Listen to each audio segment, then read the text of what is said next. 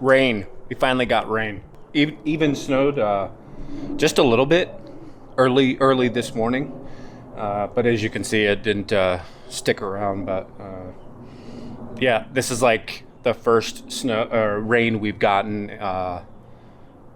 good measurable rain since like March 16th and 17th, I think. So it's gonna do well for these lawns. I'm excited, even though I'm probably not going to be going out today. It's kind of supposed to be doing it all day. It might stop around maybe 1 o'clock, and if it dries out a little, definitely going to try and head out and just get some done and kick the rest into tomorrow.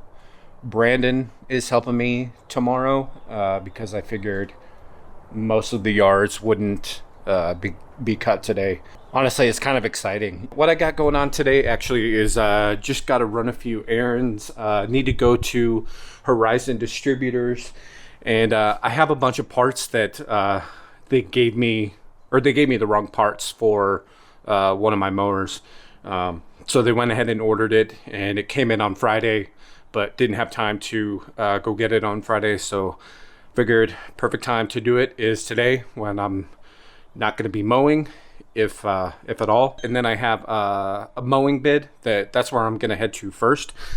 So the thing that the parts, I'm getting this whole thing that's inside of here just because it's pretty worn out. So the wheel actually just kind of like, goes like back and forth a lot. Makes the ride just a little uncomfortable. So I figure if I can swap this whole bearing out, it'll make the ride a little bit better. Probably sharpen my blades today too on all my mowers. If I need to go out later this afternoon, I'll go ahead and do that. So I don't know if I'm gonna get video of that estimate. Meeting him in about 10 minutes. Yeah, I'll get to it. So just wrapped up meeting with that guy for the mowing estimate, and it's a pretty decent sized lawn, but I think it's fairly easy to do, pretty straightforward, nothing really out of the ordinary. In the back there is a little bit of a slope, but it shouldn't be too difficult with a smaller mower. So I went ahead and quoted him 50, and he seemed really happy about that, really okay with it. So I don't know, maybe I could have gone a little bit higher, I guess.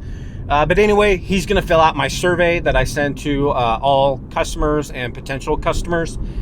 So once he gets that filled out, I'll get him scheduled and send out my card on file. One thing he did mention with his previous company, because he was having someone else do it, is just the lack of communication that they had or didn't have. It was a lack of communication. Yeah, hopefully that makes sense. Basically, they didn't communicate with him. In the spring, they didn't reach out to him about aerating, fertilizer, and even sprinklers, like turning them on. So when they finally did turn the sprinklers on, they turned them on, and when he went to run them for the first time, this was probably a couple weeks ago, I think he said, that in the backyard there were 2 broken heads, and they were just shooting straight up into the air, and they were at the top of the slope in the backyard. So as he was watering, and all that water was going down the slope and settling on the flat area of his backyard, and it was almost like a sponge, like puddles everywhere. So you guys, you have to remember that you need to be able to properly communicate with your customers. If you don't, they're not going to wait around to find someone to replace you. And also, like with the quality of work, turning on sprinklers and not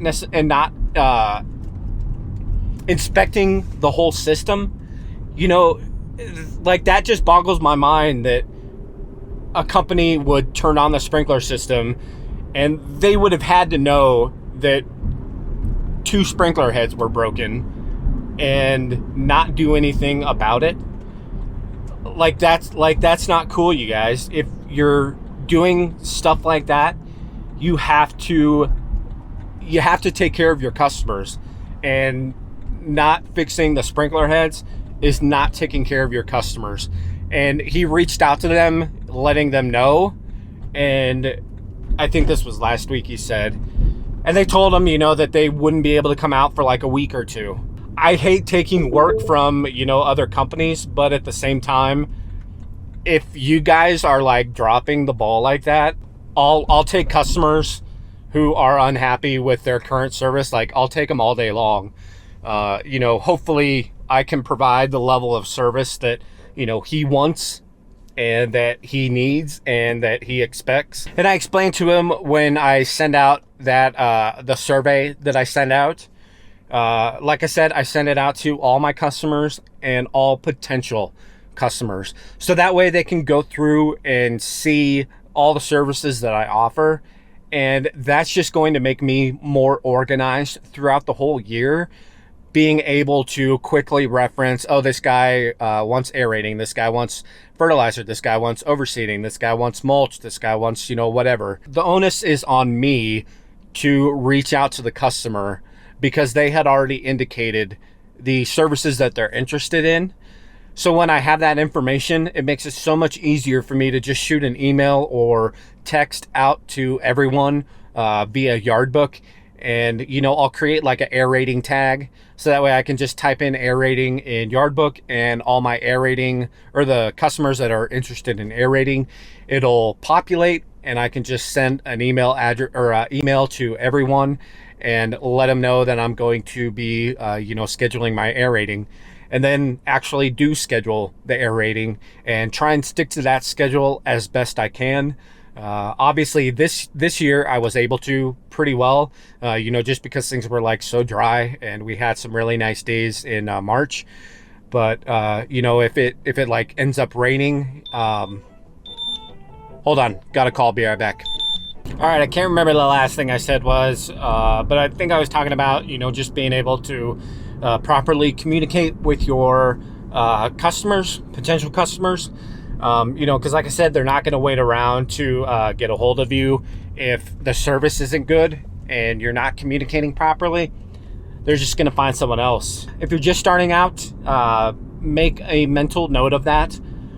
Just provide good service. Talk with your clients, keep them up to date on, the services that you're going to be performing, rain delays, weather delays, all that stuff. That's it for this video. Hopefully that little bit that I was talking about earlier helped you out if you're just starting out, especially, returning phone calls, emails, all that stuff, and just communicating with your client, and making sure that you really don't overlook anything, especially, sprinklers. Like, that is just a huge issue that the homeowner brought to my attention of, them starting them up and not even really checking the heads and replacing them. So their loss and their mistake equals my gain. So hopefully this customer turns out to be a really good one for me, and excited to get them on board and start cutting it. And so, yeah, if you enjoyed this video, if it helped you out, hit that like button. I'd appreciate it. Don't forget to subscribe to the channel so you get notified when I upload new videos. And I think I might go out for a little bit. Kind of starting to dry out just a little. It's about 1:30 right now, or actually 1. So I might try and go out just for a little bit and maybe do as many as I can. So tomorrow's not that big of a deal. But yeah, thanks for watching, guys, and we'll catch you in the next one. Later.